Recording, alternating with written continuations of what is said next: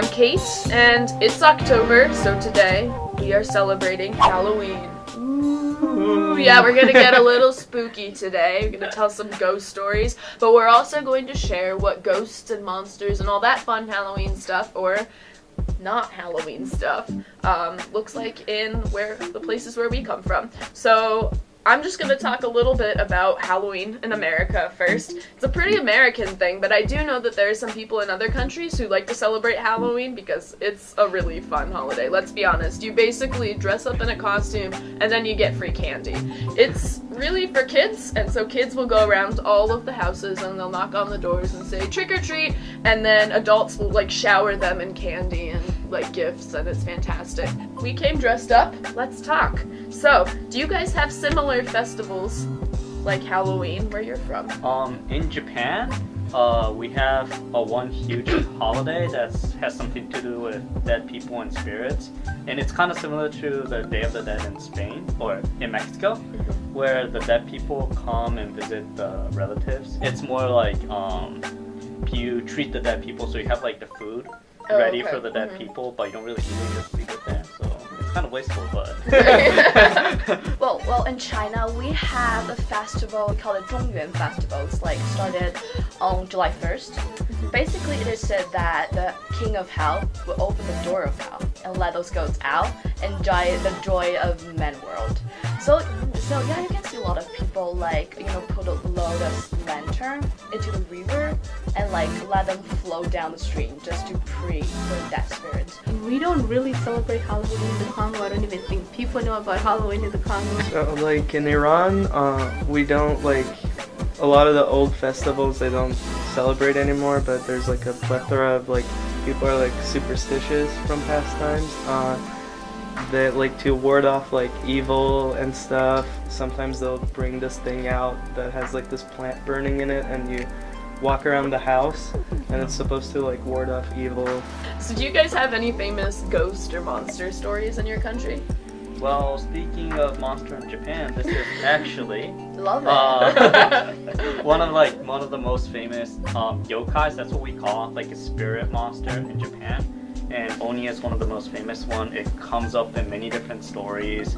For example, one of the most famous one is called Momotaro, where the Oni kidnap female and kidnap treasures, and this little boy from the peach comes out and then save the city or something. It's like a little kid story. There is one legend that I don't know who told me growing up, but dogs are believed to like have extra senses and vision. So if you go out at night and you like touch your dog's eyes and then you touch your eyes, you could basically see the spiritual world and have like access to that. I've never tried it personally. I don't think I want to know what's out there. We have a lot of stories. A lot of them are centered around like keeping kids in check, and these are ancient too. In Iran, and like a lot of them, like, if you're a bad kid or something, the little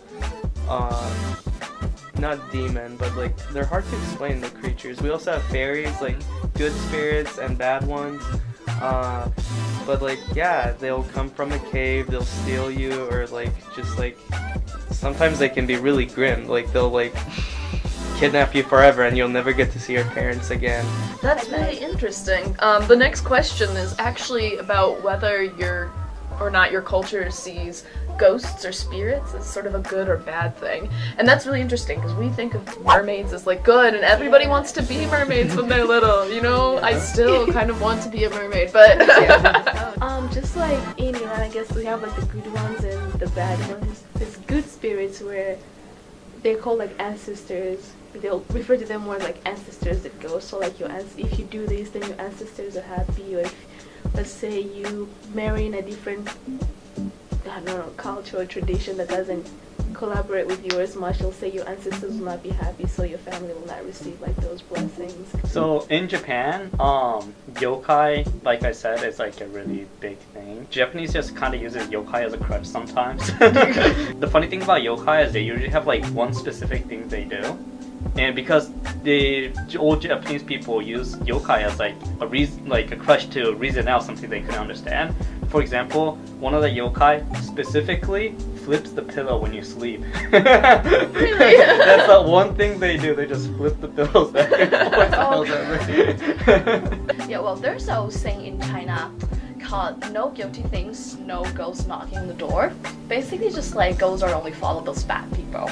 Oh. And yes, for me, I don't really believe that ghosts are existent in our world. If somebody that you're pretty close to just like passed away, I think that spirit will exist in the world in another form, other than human, and they'll stay connected with you. A lot of like Chinese old people will play like the passed away people's black and white picture in the living room, just pretend they're like always here. I see. So yeah, so I saw like one really old lady place like her passed away husband's black and white pictures in front of her when she was having dinner with her son. So she was like, here's the alcohol that I got from supermarket, here's like to you, and just pretend like her husband was there. We love our horror movies and TV shows and like scary books and comics and stuff like that in America. And so kind of from this idea that everyone's like really scared of the afterlife and of death, you know, there's been like a whole industry that's come out of that because we really like to capitalize on that.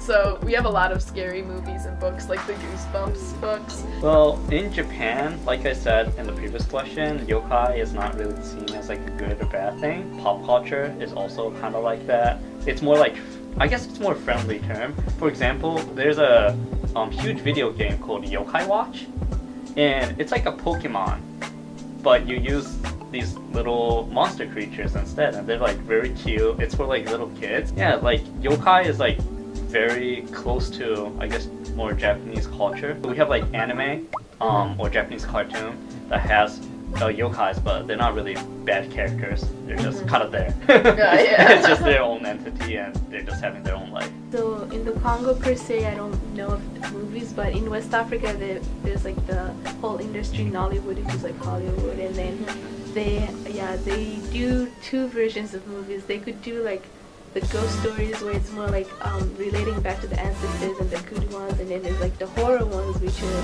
to basically bring out the Christianity side. So if you do bad things, then like the angry spirits come at you, and if you pray and like seek God, and then like you can kind of release yourself from that. So it's like there's two perspectives and they're very controversial, but that's not for me to judge. Yeah. So now we have a very special treat. Some of our very own cast members of BuckeyesTalk are going to tell scary stories. Would anybody like to start? Alright, I'll start out with it. We call it Toshidensetsu, which is like a urban legend basically. And supposedly this, when a little kid walked back home alone, this female, very tall female with a mask on, comes up and asks the little kid, "Am I beautiful?" And the little kid could say, "Yes, you're beautiful." Then she'll take the mask off, and her mouth is like all the way wide open until the ear. And then she says, "Am I still beautiful?" And supposedly she has like a big scythe or something, and can get killed. Oh no! So, yeah, it's like a pretty famous like urban legend, but Japanese is like fascinated with urban legend. There's, again, like with the whole kids, some of these get really scary. Like I've seen like an old like the Brothers Grimm and stuff. It used to be really spooky too. Like they would kill the kids and stuff. But again, if you're a bad kid, there's a story that this Div, it's like, it's hard to explain what it looks like. It's like just an ugly creature will just come take you and like make you like work for him forever, like in this cave or something, like, and like you're never gonna see your parents, and like there's no real way out of it. Like if you keep bothering your parents or rude to your family members and like neighbors and stuff, you'll get taken away. Like We actually have a lot of Ohio State ghosts. There's a lot of scary stories here on campus. You can do an entire tour entirely about campus ghost stories. But one that I did hear is that an old administrator, his name was Herbert Atkinson, spent so much time at the school and was just so in love with Ohio State that he decided that he wanted his ashes to be buried in Bricker Hall, which is where President Drake's office is. And so apparently between the first and second floor, they like scattered his ashes, and there's like a little grave there to like tell people where his ashes are. And Is there actually a grave? yeah, there's like a little plaque or like a I'm tombstone. gonna go check it out. Yeah, I think we should all go find it. Well, anyways, thank you for joining us for a very spooky Buckeyes talk. We were really glad that you guys tuned in. We'll see you next week to do some more great conversation. Happy Halloween. Happy Happy Halloween. Halloween!